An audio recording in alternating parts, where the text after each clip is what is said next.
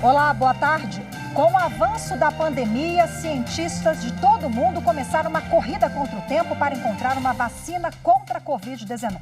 Aqui no Brasil não foi diferente. O país participa de testes de 2 vacinas contra o novo coronavírus.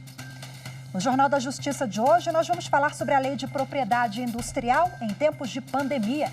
Mas esse é apenas um dos destaques. Você vai ver também. Ministro Celso de Mello, do Supremo Tribunal Federal, determina arquivamento de notícia-crime contra ministro-chefe do Gabinete de Segurança Institucional, General Augusto Heleno. Com autorização da Justiça, a Polícia de Minas Gerais faz operação contra a sonegação fiscal. Além do fundador da Ricardo Eletro, Ricardo Nunes, preso em São Paulo, foram expedidos outros 2 mandados de prisão. E ainda, Conselho Nacional de Justiça cria grupo de trabalho sobre igualdade racial no Poder Judiciário.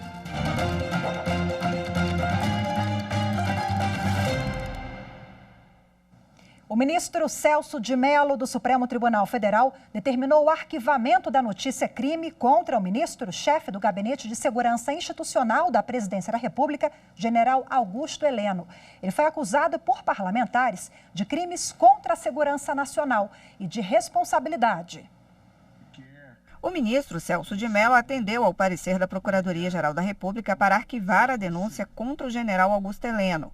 A ação foi apresentada ao STF por parlamentares de oposição, depois que o ministro da Segurança Institucional divulgou em maio uma nota dizendo que uma possível apreensão do celular do presidente Jair Bolsonaro para apurar se houve interferência política na Polícia Federal levaria a consequências imprevisíveis.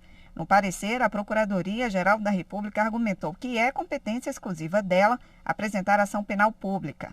O ministro Celso de Mello concordou e acrescentou que ordenar o oferecimento de ação penal seria ofender uma das mais expressivas funções institucionais do Ministério Público. O ministro, no entanto, fez considerações sobre o conteúdo da nota elaborada por general Heleno e disse que a declaração foi impregnada de conteúdo claramente infringente do princípio de separação de poderes. O decano alertou que nossa própria experiência histórica adverte que insurgências de natureza pretoriana culminam por afetar e minimizar a legitimidade do poder civil e fragilizar as instituições democráticas, ao mesmo tempo em que desrespeitam a autoridade suprema da Constituição e das leis da República e agridem o regime das liberdades fundamentais, especialmente quando promovem a interdição do dissenso. Apesar de arquivar o pedido dos parlamentares, Celso de Mello esclareceu que o procurador-geral Augusto Aras instaurou notícia de fato para investigar o caso e adotar as providências que considerar necessárias. A Polícia Federal cumpriu mandados judiciais em operação contra fraudes em licitações no Pará e no Amapá. No município de Redenção, no Pará, a suspeita é de desvio de 64 milhões de reais em contrato de obras públicas. Já na capital amapaense, as irregularidades estão relacionadas ao combate à Covid-19. A fraude teria desviado recursos federais destinados à prevenção da doença. Ao todo, a Justiça autorizou 29 mandados de busca e apreensão e 3 de prisão preventiva. E o fundador da Ricardo Eletro, uma das maiores redes de eletrodomésticos do país, foi preso na manhã de hoje em São Paulo. Ricardo Nunes é acusado de sonegação de impostos e lavagem de dinheiro. A prisão foi decretada pela Vara de Inquéritos de Contagem em Minas Gerais. A Justiça determinou o cumprimento de 3 mandados de prisão e 14 de busca e apreensão.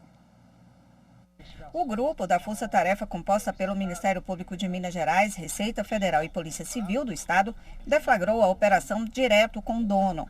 Segundo as investigações, empresários do ramo eletrodomésticos e eletroeletrônicos teriam sonegado, ao longo de 5 anos, mais de 400 milhões de impostos devidos ao Estado de Minas Gerais. A investigação ganhou força depois de uma decisão do Supremo Tribunal Federal, em novembro do ano passado, que definiu como crime a cobrança de ICMS dos consumidores sem um repasse ao Estado. Eles fazem a informação é detalhada, está nas declarações mensais e anuais, mas não tem o efetivo pagamento. Isso significa que o cliente da empresa, ao comprar um produto, ele está pagando o ICMS devido ao Estado, a empresa está retendo esse ICMS e não está repassando esse ICMS aos cofres públicos e ao erário público. Ao longo de 10 anos em que a empresa se portou dessa forma, o que se notou foi um empobrecimento da empresa, que praticamente chegou à bancarrota, né, abrindo um processo de recuperação extrajudicial, e, de outro lado, um enriquecimento por parte do seu principal dono, do seu principal sócio, que utilizava de empresas de fachada para ocultar o seu patrimônio, que era adquirido direta ou indiretamente com esses proveitos da sonegação fiscal. Os mandados foram cumpridos nos estados de São Paulo e Minas Gerais. Além do fundador da Ricardo Eletro, Ricardo Nunes, preso em São Paulo, foram expedidos outros 2 mandados de prisão. A Justiça também determinou o sequestro de bens de Ricardo Nunes, avaliados em cerca de 60 milhões de reais, para ressarcir o dano causado ao estado de Minas Gerais.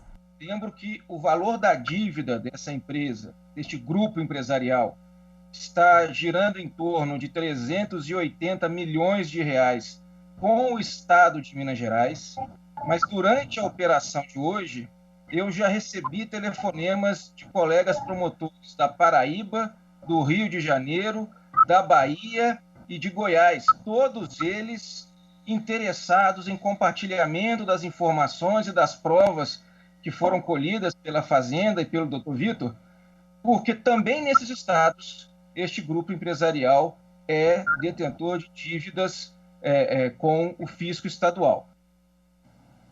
E veja a seguir um bate-papo com o advogado Nilton Silveira sobre propriedade intelectual.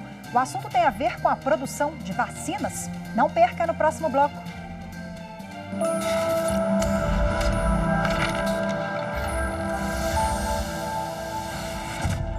A Constituição Federal foi o avanço civilizatório mais importante que o Brasil já observou em sua história democrática. Ela deve ser preservada, defendida, e defender a Constituição é defender o próprio Brasil.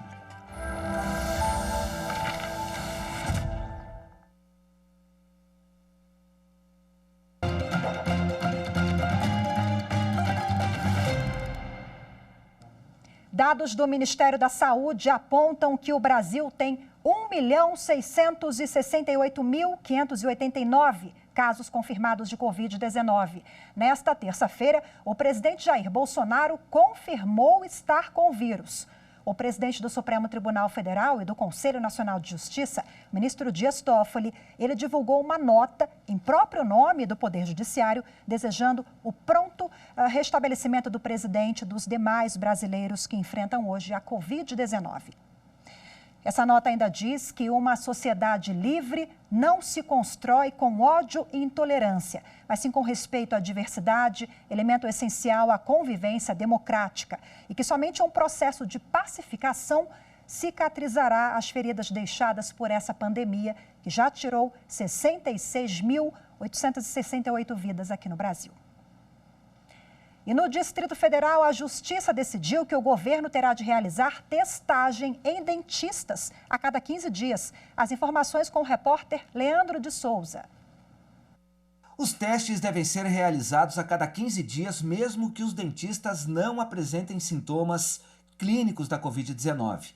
E a testagem deverá começar imediatamente. O sindicato da categoria afirma que o governo do DF e o instituto responsável pela gestão de saúde do território não estão cumprindo as determinações legais, já que não realizam os testes em todos os profissionais de saúde, como recomenda a nota técnica. Na ação, o sindicato afirma que a falta de testagem junto à categoria expõe os dentistas à contaminação e transmissão da doença.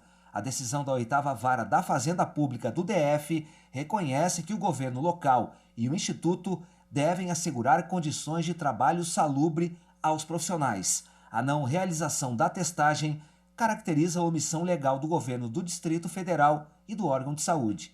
Cabe recurso da decisão. O ministro Luiz Roberto Barroso, do Supremo Tribunal Federal, determinou que o governo federal adote medidas para conter o contágio da Covid-19 na população indígena.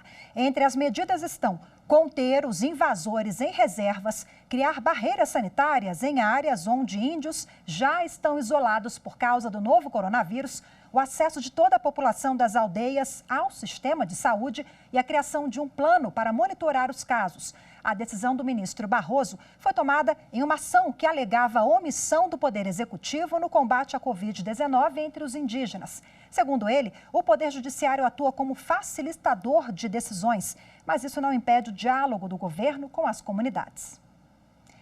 Os casos de Covid não param de crescer no país. Enquanto isso, centenas de cientistas lutam contra o tempo para achar uma vacina eficaz. Hoje, o Brasil participa de testes de 2 vacinas contra o novo coronavírus. Só que aí surgem algumas dúvidas. Como é possível evitar a violação de patentes de medicamentos? Como lidar com as barreiras de patentes à produção e fornecimento de tratamento de baixo custo? Vamos saber agora o que diz a lei nesses casos. A reportagem especial é de Gabriel Ciafrei. Todo mundo está na torcida para que a vacina contra a Covid seja logo descoberta. Mas cada vez que um novo medicamento surge, o produto tem que passar por diversas etapas.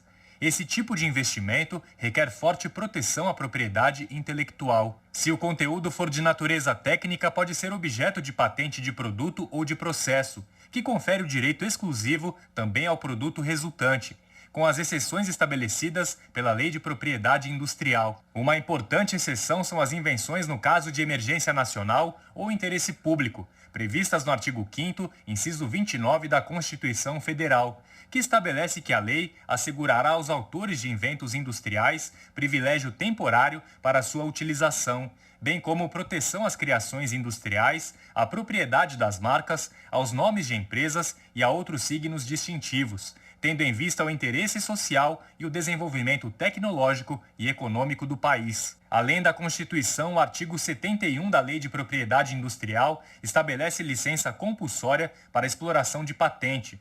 O artigo explica que nos casos de emergência nacional ou interesse público declarados em ato do Poder Executivo Federal, desde que o titular da patente ou seu licenciado não atenda a essa necessidade, poderá ser concedida de ofício licença compulsória, temporária e não exclusiva para a exploração da patente, sem prejuízo dos direitos do respectivo titular. No Brasil, 2 vacinas já começaram a ser testadas em pessoas. A primeira delas é desenvolvida pela Universidade de Oxford, na Inglaterra. Os voluntários são profissionais de saúde. A pesquisa é coordenada pela Fundação Oswaldo Cruz. Já a outra vacina é desenvolvida por um laboratório chinês. A previsão é de que ela comece a ser aplicada aqui no país no dia 20 de julho, em 5 estados e no Distrito Federal. Os voluntários podem se cadastrar pela internet. A pesquisa é coordenada pelo Instituto Butantan. O procurador federal e secretário especial adjunto do Ministério da Economia, Bruno Portela, está entre os que colaboraram com a fundamentação jurídica do acordo entre o Ministério da Saúde e a Fundação Oswaldo Cruz. Então você contrata o desenvolvimento da vacina, conseguiu desenvolver a vacina, ela é segura, vamos para um fornecimento larga escala e nesses números de 30 milhões no final desse ano e começo do outro, depois mais 70 milhões no decorrer de 2021. Bom, e para detalhar o assunto, eu converso agora ao vivo com o advogado especialista em propriedade intelectual, Dr. Nilton Silveira. Muito obrigada por participar conosco, obrigada pela disponibilidade. Uma boa tarde para o senhor. Obrigado a vocês. Bom, nós acompanhamos na reportagem a complexidade do ponto de vista jurídico de legislações para criar uma vacina e garantir a patente, né? E daí eu sei que o senhor é advogado de propriedade intelectual, porque elas têm ligações de propriedade intelectual e industrial. Quando se trata de uma vacina para a pandemia, temos algumas peculiaridades e a ligação com essa área do direito? A matéria de medicamentos, e aí podemos incluir a vacina, vem sendo objeto de discussão há muitos anos no Brasil. Finalmente, a lei de 96, 7696, passou a permitir patente para medicamentos e seus processos de fabricação. Então, em tese, uma vacina poderia ser objeto de patente. É improvável que seja o caso, porque a vacina trata muito com o aspecto biológico do vírus, mas o processo de fabricação é mais provável que esteja envolvido com patente nessa questão.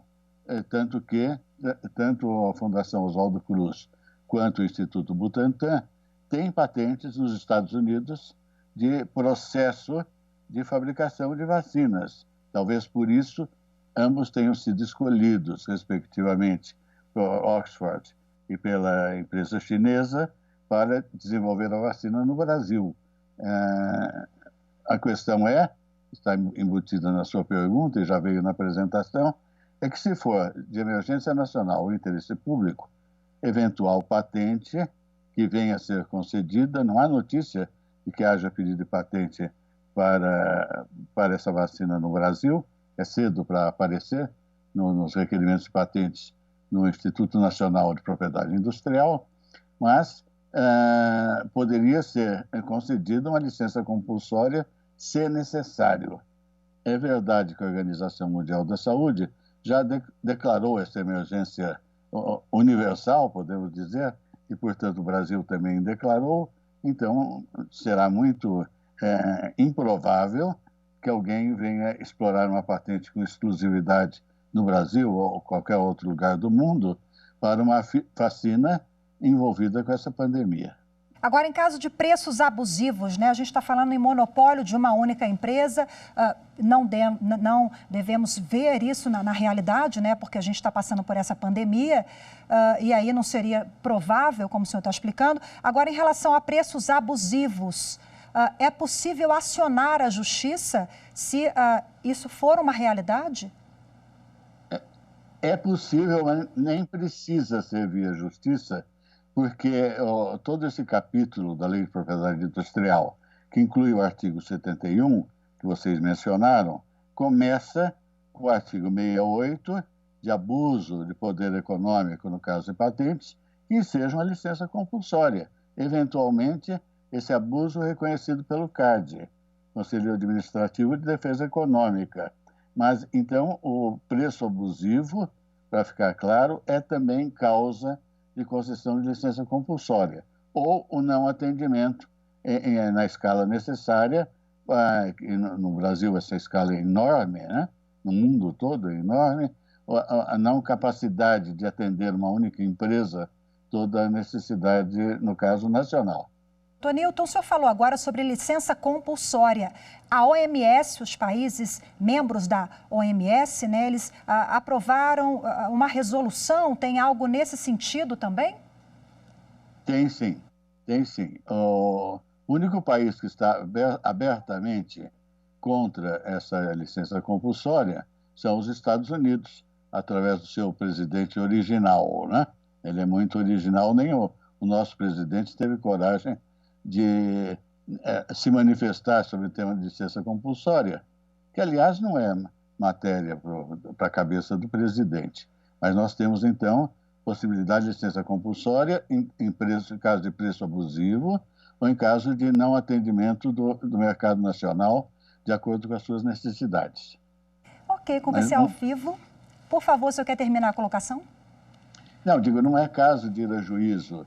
É o próprio Instituto Nacional de Propriedade Industrial que tem um convênio com o CAD para declarar abuso de poder econômico nesses casos. Ok, conversei ao vivo aqui com o Dr. Nilton Silveira, que é advogado especialista em propriedade intelectual. Boa tarde mais uma vez para o senhor, obrigada. Obrigado a vocês. Até logo. A pandemia do coronavírus trouxe de volta uma antiga polêmica no Brasil: a quantidade de médicos formados no exterior e que não podem exercer a profissão aqui. Eles precisam fazer o Revalida, que é um teste para comprovar os conhecimentos. Uma pesquisa encomendada pelo Conselho Federal de Medicina indica que a população concorda com essa exigência. De acordo com o Ministério da Saúde, o Brasil tem hoje cerca de 15 mil médicos formados no exterior, mas que estão impedidos de atuar no país. Eles não tiveram o diploma revalidado. Pela atual legislação, brasileiros e estrangeiros que se formaram em instituições fora do país precisam passar por um exame para confirmar conhecimento na área. O último revalida foi em 2017. Uma pesquisa do Instituto Datafolha, em parceria com o Conselho Federal de Medicina, entrevistou mais de 1.500 pessoas em todas as regiões do país. 91% concordam que médicos formados no exterior devem revalidar o diploma para trabalhar no Brasil. Segundo o levantamento, a exigência está ligada ao receio de pacientes de serem expostos a riscos durante o atendimento. Para 72%, a aprovação no Revalida atesta conhecimento e habilidade dos profissionais, além de ficarem mais confiantes durante as consultas e na prescrição de tratamento. Essa revalidação ela ocorre em todo o mundo, justamente para a proteção da população, para avaliar conhecimento e habilidade desse candidato no exercício da prática médica. Com a revalidação, você primeiro obedece uma exigência da lei. E justamente por estar em lei, a forma como você vai executar esse parâmetro de avaliação médica, o Conselho Federal de Medicina, da mesma forma que a Justiça, interpreta uma condição única de nós defendermos a sociedade, exigirmos uma qualidade mínima do exercício da medicina. E você vai ver a seguir: Conselho Nacional de Justiça cria um grupo de trabalho sobre igualdade racial no Poder Judiciário. Esse é assunto para daqui a pouquinho no próximo bloco. Até já.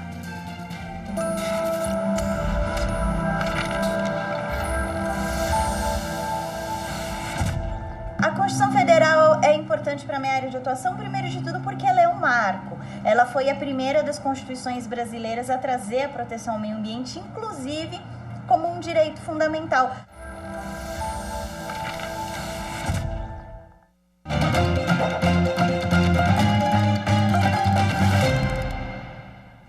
A Telecena vai ter que pagar um prêmio de R$60 mil para um consumidor por falta de clareza de informações. A decisão é da terceira turma do Superior Tribunal de Justiça. De acordo com o processo, um homem comprou um título de capitalização com prêmio extra para quem encontrasse 3 frases iguais ao raspar o local de premiação instantânea do título. O consumidor encontrou as indicações de que havia ganhado R$5 mil por mês durante um ano. Mas a empresa Liderança Capitalização se negou ao pagamento, afirmando que era requisito também que houvesse a expressão Ligue 0800. O homem moveu uma ação e o Tribunal de Justiça do Ceará determinou que o prêmio fosse pago integralmente, ressaltando que a necessidade de uma frase adicional não estava clara. No STJ, a empresa Liderança alegou que as cláusulas gerais prevendo a frase estavam escritas com destaque no título de capitalização. Mas os ministros da terceira turma consideraram que os requisitos para ganhar o prêmio não estavam expressos e deveria, então, prevalecer a interpretação mais favorável ao consumidor, de acordo com a legislação. O relator, ministro Paulo de Tarso Sanseverino, apontou que houve conduta abusiva, como uma espécie de pegadinha para o consumidor. A empresa foi condenada, assim, a pagar o total de R$60 mil ao consumidor. E terminou agora há pouco o seminário Questões Raciais e Poder Judiciário, que foi organizado pelo Conselho Nacional de Justiça. Mais de 2.000 pessoas participaram do encontro, que discutiu a situação dos negros nas prisões e a participação deles no Poder Judiciário. E no fim do encontro foi instituído um grupo de trabalho sobre igualdade racial no Poder Judiciário. O segundo dia do encontro foi dedicado ao debate sobre a população negra no sistema carcerário. Nós sabemos que a gente tem um sistema penal bastante seletivo no Brasil, né, e muito seletivo em razão, inclusive, de cor e de raça, né? Então, quando a gente vai, por exemplo, fazer uma inspeção no presídio, a gente nota isso, né, que praticamente toda a população carcerária que está ali é de negros e pardos, então isso é uma coisa que chama muita atenção, né? É uma realidade que a gente precisa, né, discutir e começar a mudar. O Brasil hoje tem a terceira maior população carcerária do mundo. O último levantamento do Departamento Penitenciário Nacional de 2019 calculou mais de 748 mil pessoas presas. Para o especialista em direitos humanos e juiz do Tribunal de Justiça de Sergipe, Edinaldo César Santos Júnior, essa é uma consequência histórica do racismo estruturado na sociedade. A partir dessa circunstância analisada histórica, de manutenção da subalternidade da população negra, que foi deliberadamente afastada da Casa Grande, fica mais fácil compreender, porque ainda somos a maioria nas senzalas da modernidade, as nossas prisões. A discussão também levou em consideração a capacitação de agentes penitenciários e outros profissionais que atuam em presídios. A preocupação também com os profissionais que operam, são os guerreiros que estão do lado de cada cela. Quando se fala das dificuldades de relacionamento, principalmente da mediação de conflitos, é a falta, principalmente, na capacitação desses profissionais de debate sobre as questões raciais. Se esses profissionais capacitados conhecerem a sua cultura, conhecerem a origem, a questão da cultura negra, vai facilitar em muito na mediação de conflitos. O presidente do CNJ e do Supremo Tribunal Federal, ministro Dias Toffoli, participou do evento e reafirmou a importância de a justiça brasileira combater a desigualdade racial. O racismo estrutural está disseminado na sociedade brasileira. Muitas vezes não existe uma vontade deliberada de discriminar. Muitas vezes tem um joelho invisível, não é, José Vicente? Não é muitas vezes um joelho deliberado, mas um joelho invisível, ou um joelho até que nós não temos consciência e trazemos em nós. No fim do encontro, foi instituído um grupo de trabalho sobre a igualdade racial no Poder Judiciário. E o Jornal da Justiça, primeira edição de hoje, fica por aqui. Muito obrigada pela audiência, obrigada pela companhia, uma ótima tarde para você e até amanhã.